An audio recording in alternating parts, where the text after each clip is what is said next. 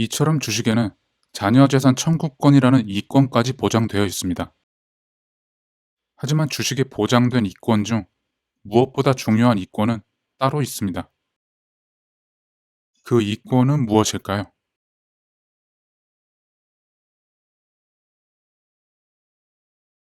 주식에 보장된 이권 중 무엇보다 중요한 이권은 바로 이 주식을 거래할 수 있는 권리입니다.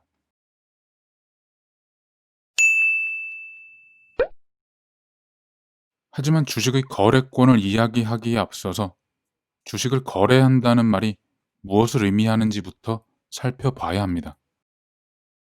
그렇다면 주식을 거래한다는 말은 무슨 뜻일까요?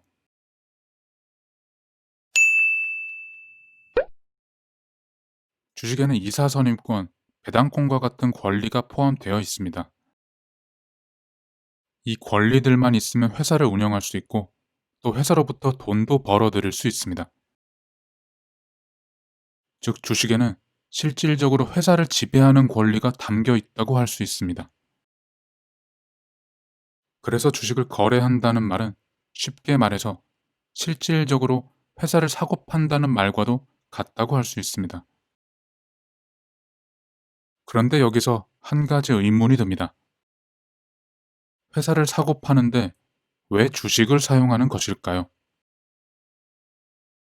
그 이유는 이렇습니다.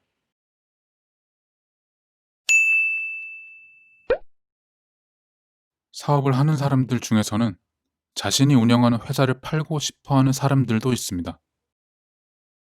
반대로 다른 회사를 사고 싶어 하는 사람들도 있습니다. 그런데 앞선 회사 시리즈에서 말씀드렸듯이 회사는 근본적으로 법인이라는 인격체입니다. 문제는 인격체를 사고 판다는 것은 애초에 법적으로 가능하지 않은 일이라는 점입니다. 그렇다면 회사 자체는 사고 팔 수 없으니 회사를 구성하는 자산들만 따로 떼어서 팔게 되면 어떻게 될까요?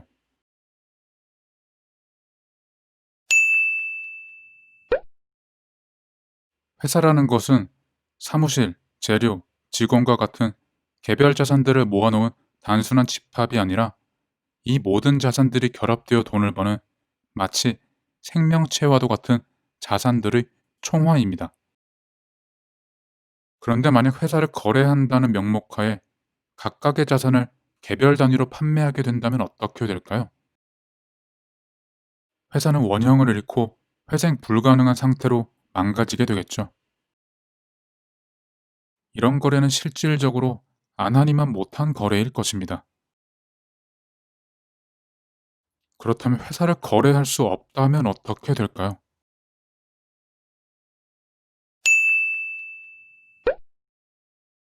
만약 회사를 설립할 수는 있지만 회사를 거래할 수는 없다면 어떻게 될까요?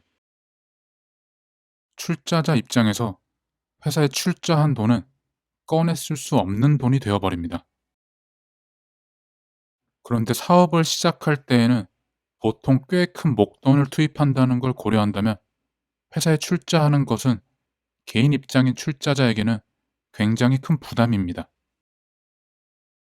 게다가 신생회사라 돈을 잘 벌지도 못한다면 출자자는 5년이 지나도 배당을 못 받을 수 있습니다. 이런 상황이라면 애초에 돈을 가진 사람들이 회사를 만드는데 투자를 하지 않을 것입니다. 그렇게 된다면 회사가 많이 설립되지 않을 것이고 설립된 회사라고 할지라도 간의 수공업 규모에서 크게 벗어나지 않은 위험이 덜한 소자본 형태의 회사일 것입니다. 정부도 이런 상황은 원치 않을 것입니다. 정부는 더 많은 회사가 세워져서 일자리도 늘어나고 세수도 늘어나는 상황을 원할 것입니다. 그러려면 회사가 많이 세워질 수 있도록 출자자들의 출자를 유도할 수 있는 방안이 마련되어야 합니다. 무엇보다도 출자자들이 언제라도 출자금을 회수할 수 있는 최소한의 안전장치가 마련되어야 할 것입니다. 그렇다면 회사의 원형은 그대로 유지한 채로 출자자가 출자금을 회수할 수 있도록 하는 방법은 무엇이 있을까요?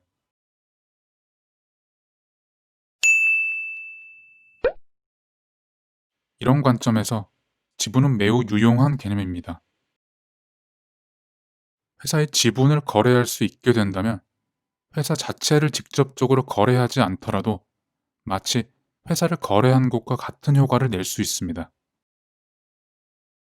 회사의 총화를 유지한 채로 기존의 가치를 훼손하지 않더라도 출자자는 얼마든지 출자금을 회수할 수 있습니다.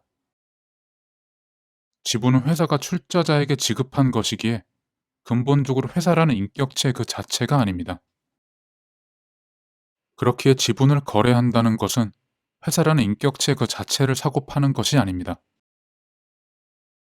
회사를 사고 파는 것이 아니라 출자자가 회사로부터 받은 지분을 다른 사람에게 넘겨주는 것입니다. 이것은 법적으로 충분히 가능한 일입니다. 그래서 이 행동에 대한 표현도 정확히는 지분을 넘겨주는 행동은 회사 지분 양도, 지분을 넘겨받는 행동은 회사 지분 양수라고 합니다. 다만 편의상 회사를 사고 판다는 말을 사용하는 것이죠. 그런데 지분은 개념 형태입니다. 그렇다면 개념 형태의 지분은 실제로 어떻게 거래할 수 있을까요?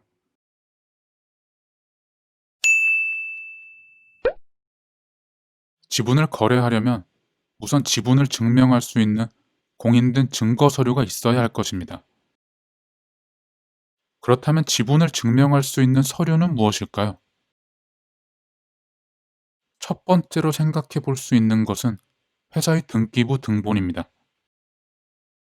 사람의 인적 사항을 법적으로 확인할 수 있는 것이 주민등록 등본인 것처럼 회사의 관련 사항을 법적으로 확인할 수 있는 것이 회사의 등기부 등본입니다. 게다가 앞서 회사를 설립할 때 창업자가 등기소에 제출한 서류에는 각자 얼만큼의 돈을 마련했다는 내용이 담겨 있었으므로 당연히 등기부 등본에도 각자의 지분이 기록되어 있을 것이라고 생각할 수 있습니다. 그런데 놀랍게도 등기부 등본에는 회사에 납입된 전체 자본금만 나와 있을 뿐 그 어디에도 각각의 창업자가 자본금을 얼만큼 납입했는지, 즉 각자의 지분은 기록되어 있지 않습니다. 등기부 등본이 있음에도 앞서 회사를 설립한 직후에 출자자의 출자를 기록한 명부를 굳이 발행했던 이유가 바로 여기에 있습니다. 하지만 명부만으로 지분 거래를 하기에 충분할까요?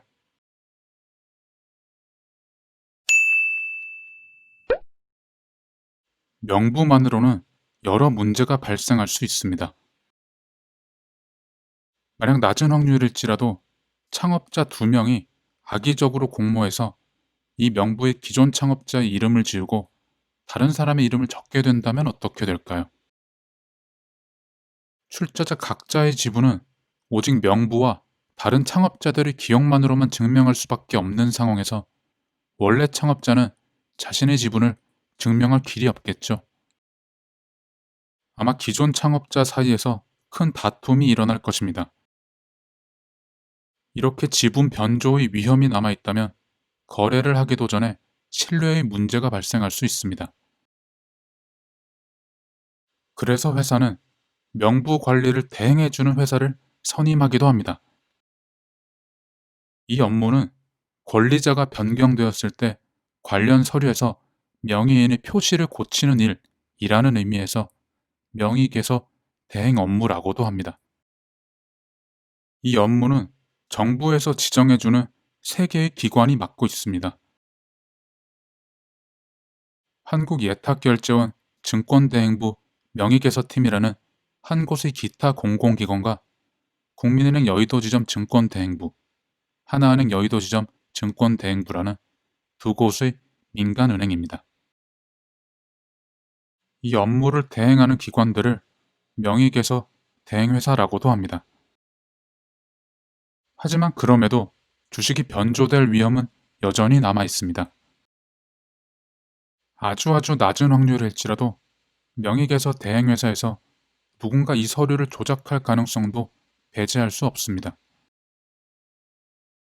즉 아무리 공신력 있는 기관에 맡긴다고 하더라도 명부 하나만으로는 지분이 변제될 가능성이 여전히 남게 됩니다. 그렇다면 이 문제를 근본적으로 해결할 수 있는 가장 확실한 방법은 무엇일까요?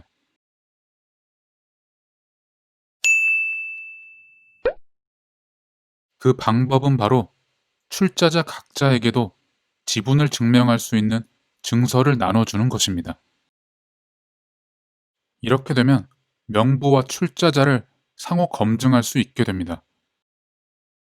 이로써 출자자는 명부 변조로 인한 위험으로부터 근본적으로 벗어날 수 있습니다. 그래서 이 명부를 보유한 회사 혹은 명의계서 대행회사는 명부를 근거로 출자자의 출자액 비율, 즉 지분만큼을 증명할 수 있는 증서를 발행해 줍니다. 이것이 바로 주식입니다. 앞서 명부가 있음에도 굳이 주식을 발행한 이유가 바로 여기에 있습니다.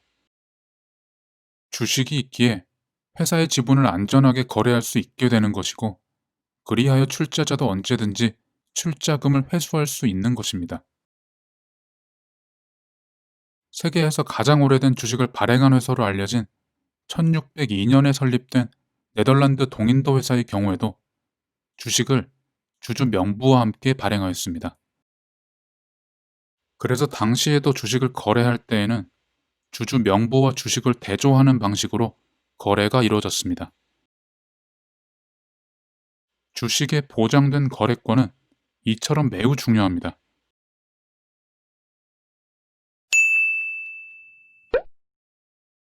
그런데 주식은 지분 거래의 안전을 보장하는 것뿐만이 아닙니다. 주식은 지분 거래를 실질적으로 훨씬 편리하게 만들어줍니다. 회사의 지분을 거래하는 데 있어서 주식이 편리한 이유는 무엇일까요?